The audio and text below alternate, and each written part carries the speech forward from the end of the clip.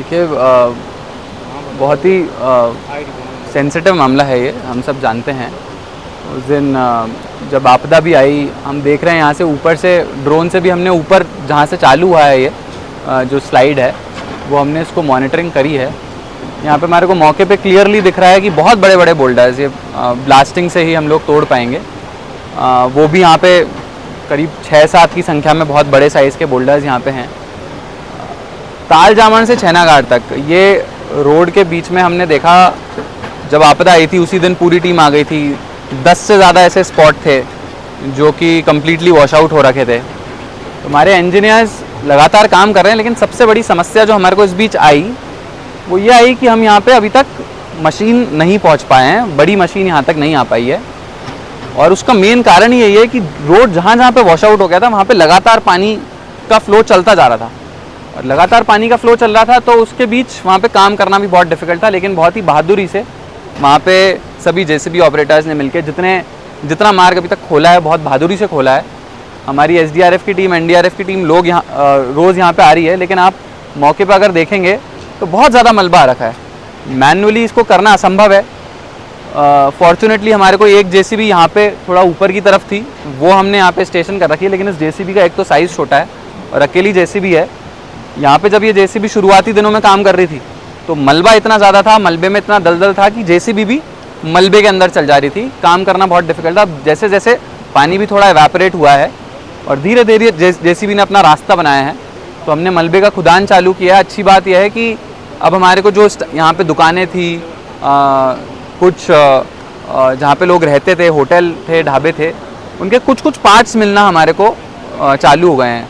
एक जो दरवाजे होते हैं, आसपास स्क्रीन होती है, कुछ दीवारों के सरिये हैं, वो सब जेसीबी को अब दिखना चालू हो गए हैं। तो ये अच्छा संकेत है। एक सिलेंडर भी जो अंदर पड़ा था वो भी यहाँ पे दिखा, तो ये अच्छे संकेत हैं।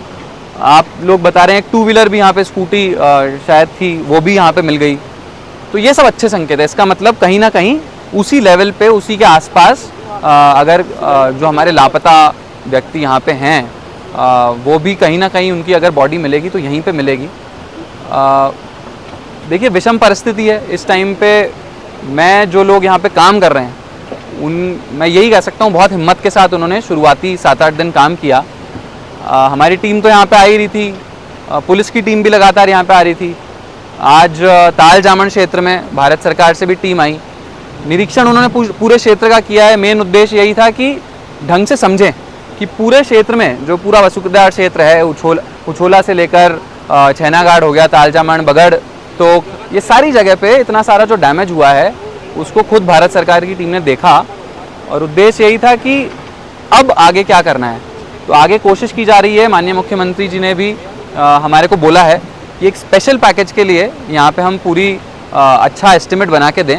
और माननीय मुख्यमंत्री जी ने ये भी बोला है जैसे धराली की तर्ज पे सोचा जा रहा है उत्तरकाशी में, वैसे ही यहाँ के लिए भी स्पेशल पैकेज को एक मंजूरी दी जाएगी, ताकि क्षेत्र में जो बाकी डैमेजेस हुए हैं उनको भी तुरंत रिजॉल्व किया जाए। लेकिन फिर भी आज की तारीख में हमारी सबसे बड़ी प्राथमिकता छैनाघाट ही है, इसमें कोई दो राय नहीं है। हम लगातार जो अफेक्टेड फैमिलीज़ हैं, जो परिजन हैं, उनसे भी हम लोग संपर्क में हैं, परिजनों से लगातार बातचीत हो रही है। हम समझते हैं, संवेदनशीलता को समझते हैं, लेकिन प्रैक्टिकल सिचुएशन को भी ध्यान में रखते हुए काम करना होता है। हमारी कोशिश है कि 2 और स्पॉट अभी छैनाघाट तक आने में हमारे को प्रॉब्लम क्रिएट कर रहे हैं, क्योंकि वहाँ पे बहुत बड़ा एरिया है जहाँ पे रोड वॉश आउट हुआ। हम वहीं से पैदल क्रॉस करके अभी आए किसी तरह, लेकिन उन 2 स्पॉट को अगर हम खोल लिए तो फिर हम बड़ी मशीन को यहाँ पे ला पाएंगे। कुछ बोल्डर्स को तोड़ने के लिए यहाँ पे इतने बड़े बड़े बोल्डर्स हैं जिनके नीचे अगर मलबा दबा है, तो इन बोल्डर्स को भी बम के प्रयोग से ही हम लोग यहाँ पे तोड़ पाएंगे और तभी मलबे को पूरी तरीके से निकाल पाएंगे। तो पूरी कोशिश है कि 2 और जो स्पॉट अभी बचे हैं उनको हम लोग खोल लें। इंजीनियर्स के हिसाब से मौके पर भी हमने देखा तो करीब 2 से 3 दिन और लग सकते हैं। आज यहाँ पे क्योंकि मौके पे आए तो हम और एक और एडिशनल टीम यहाँ पे लगा रहे हैं, क्योंकि रोड अभी सिंगल रोड है तो 2 जेसीबी भी एक साथ मौके पे काम नहीं कर पा रही हैं। अगेन मैं पुनः बताना चाहूँगा, हमारी पूरी कोशिश है कि बड़ी मशीनें हम किसी ना किसी तरह छैनाघाट पे जल्दी पहुँचाएँ, क्योंकि एक जेसीबी यहाँ पे काम करने में संभव नहीं हो पा रही है, प्रॉब्लम्स क्रिएट हो रहे हैं। मामला संवेदनशील है, सबको इसके बारे में हम लोग रोज़ ब्रीफिंग कर रहे हैं चाहे हमारे कमिश्नर महोदय हों, चाहे सचिव आपदा महोदय हों, चाहे मुख्यमंत्री जी स्वयं हों, रोज़ प्रत्येक दिन इसकी रोज़ ब्रीफिंग हो रही है और उनको बताया जा रहा है कि आज हमने और क्या प्रोग्रेस करी।